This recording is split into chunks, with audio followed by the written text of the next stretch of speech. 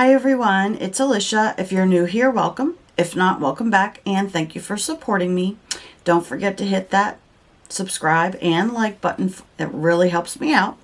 All right, so today we're going to be taking a look at another history by mail. So some quick information. This is curated with care from the best archives in the world, each document accompanied by context pages telling relevant details surrounding the historic event. These are high-quality, graphically designed replicas with high-quality envelopes and paper. They have themes, which would be every 4 letters, that delves into topics like historic inventions, American wars, foreign diplomacy. These are perfect as keepsakes, learning materials, or collectible items. The monthly fees are $6.99, 6 months for $39.99, and 1 year for $75.99.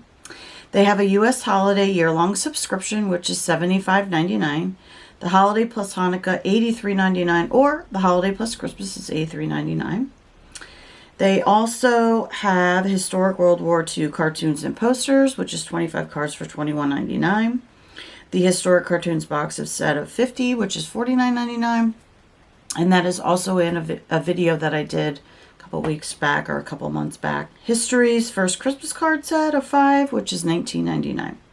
Now, these were provided to me for free for my review, and they provided me with 6 holidays instead of like the 12. So just gave me 6 holidays. So I've gotten from Washington's birthday to 4th of July. So the one that I have today is for Juneteenth.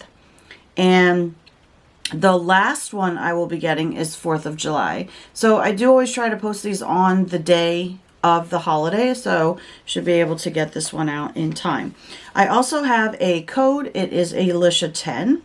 So I'll leave the link and the code below for you guys, and you can feel free to use that. Okay, so let's take a look at what we got. So this is the actual document itself.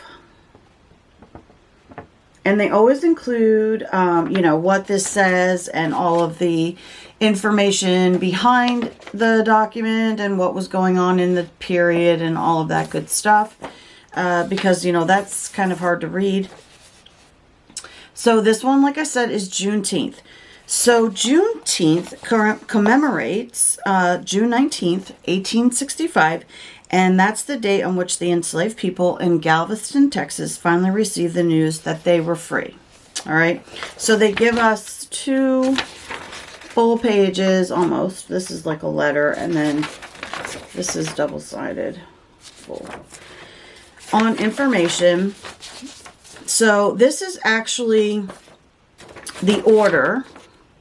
So this is what this says. Okay, so this just has the general order that in accordance with proclamation from the executive of the United States, all slaves are free. And then, of course, it has some other stuff on here, but that is the gist of it.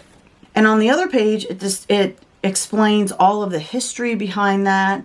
So it says slavery ended in the U.S. at different times in different places. Abraham Lincoln signed the Compensated Emancipation Act a year after the Civil War began in April 1862. The act ended slavery in Washington, D.C. by paying slave owners to release their slaves.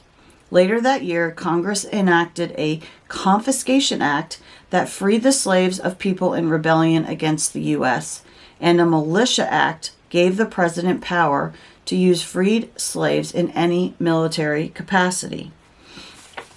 Now, the next general order, which is the one that I showed you, it says Union Major General Gordon Granger arrived on the island of Galveston, Texas on June 18th, 1865, to command Union troops to enforce emancipation and supervise a peaceful transition of power.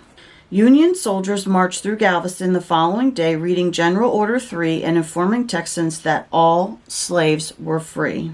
Though it took until the ratification of the 13th Amendment for emancipation to come to the border states of Delaware and Kentucky, the events in Galveston that day have been celebrated as the formal end of slavery in the U.S. ever since. Officially, the last slaves were released with the Treaty of 1866, which required that slaves held by the Native American Choctaw Nation, which had sided with the Confederacy, be released. So Juneteenth receives federal holiday status. In 1997, the U.S. Senate Joint Resolution 11 and House Joint Resolution 5 recognized Juneteenth on the federal level. For the next 2 decades, various organizations lobbied to make Juneteenth a national holiday, including the National Juneteenth Observation Foundation. Opal Lee, a retired teacher and Juneteenth movement activist, marched from Fort Worth, Texas, to Washington, D.C. to advocate for a federal holiday. On June 15, 2021, the U.S. Senate unanimously passed the Juneteenth National Independence Day Act, and the House of Representatives passed the bill the next day by a vote of 415 to 14.